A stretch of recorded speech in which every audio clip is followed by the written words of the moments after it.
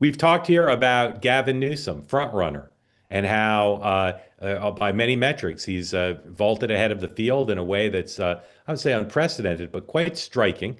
And Dan has frequently raised the point. Well, he's not moved up in the polls. He's still second or third and pretty far down. And Dan was right until now. Yeah. A And I poll think I from said 30% was the yeah, number to a, watch. a Yep. poll from Echelon put it up on the screen, asking Democratic nomination voters, who do you like for 2028? And those listening to the podcast, and don't forget the morning meeting available now as a podcast.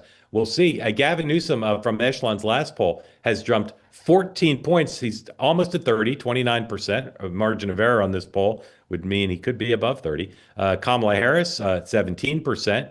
Buttigieg 12. No one else in double digits, including fan favorite AOC, Booker, Shapiro, Cuban, Pritzker, Bashir, Crockett. Crockett, Waltz, all 6% and below, and a lot of twos and threes in there.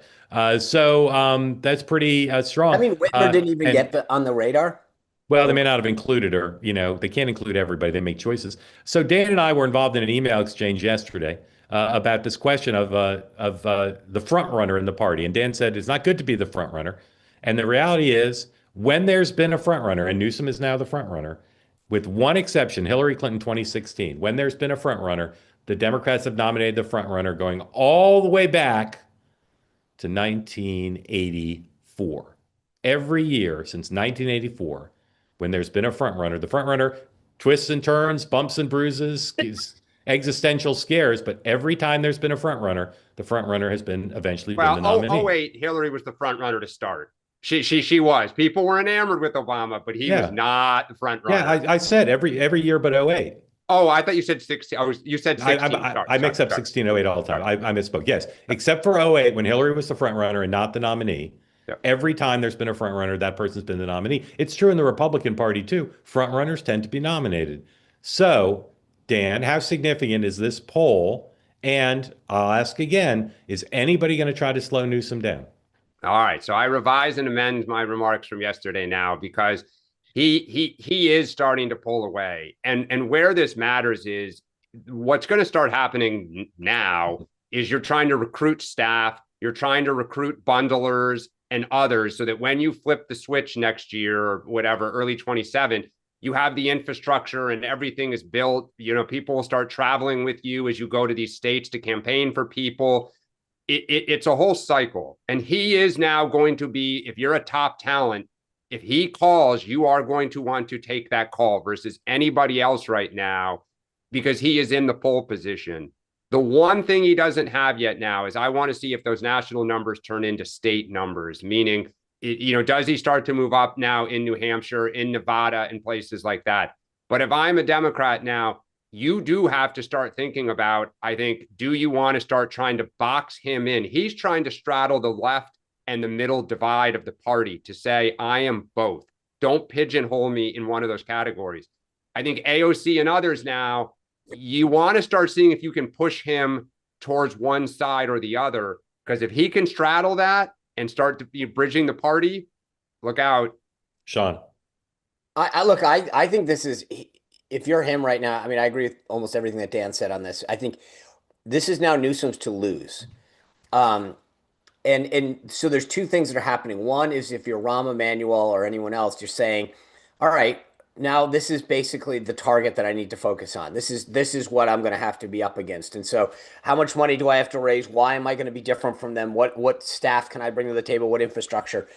And I don't know if that's a good thing or a bad thing, meaning that do you look at that and say, this is a pretty sizable early lead. He's going to definitely raise some money. Like he's got a lot because he's run for governor and he's run for, everything else in California. The guy has a lot of people that he can bring to the table. He's got a lot of fundraising that he can bring to the table. He's got a huge network. He's obviously shown his social media prowess. Here's what I'd say, something I'm amending. It's hard to run for president as governor of California or living in California because of the time difference and the distance. I think the Newsom people see what Trump did. Trump didn't spend a lot of time in the early states. He went occasionally. He did digital stuff. He had surrogates on the ground. He had staff on the ground. And so I see now, because of the consolidated advantages Newsom has, he can do video town halls. He can stay with his kids in Sacramento.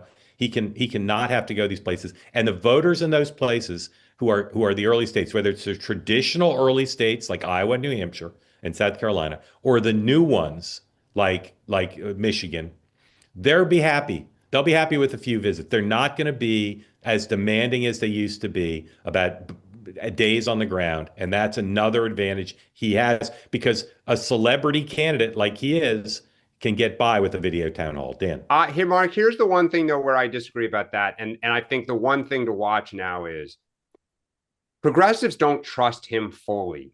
Correct. So if you think about the Mamdani wing of the party right now, the AOC Bernie Sanders wing, are they going to rally around him or say, like, hey, if he's the nominee, we're kosher? I don't think so. So the issue I would watch now is what does the left do where all the energy is? They're all angry with Schumer right now. Do they say there is no way we're going to let this train leave the station without a real fight for the future soul of the party? And I disagree that he is so well known that he could not show up. I think some of those states, they are going to want, because the party is itching for a primary. It's itching for it. He can't never show up. He just but he doesn't have to be like 50. You don't have to go to every Iowa county. I agree about that. I will say this about by the way, this goes left. back to this. Yeah. The elephant in the room that we're talking about is where are you going? What are the we don't know. That's to his advantage too, because now nobody's going to beat him to the early states because no one knows what they are. Look, Dan, the left doesn't have a candidate nearly as strong as Bernie, even though the left is overall stronger. And a lot of people in the party want to tell the left we can't lose we need to nominate a Sheryl Spanberger type. And the other thing is, wait till Gavin starts unveiling his left-wing supporters. He's got a lot of left-wing supporters, and that's what Bill Clinton did. Bill Clinton had Maxine Waters and all these other people on the left, and that buys you some cover. But you're right; he'll face a showdown with them at some point if he runs. Because they want a primary, they want a fight. No question. But they better find a candidate, and if they think their candidate's Chris Van Hollen, good luck in your senior year. They say that something that's easy is like a walk in the park. Well, easier than a walk in the park, hit the subscribe button, be part of the two-way community, never miss an episode, be part of our conversations. Thank you for your service to America. And don't forget, you can now listen to the morning meeting and Two-Way Tonight on Apple, Spotify, or wherever you get your podcasts.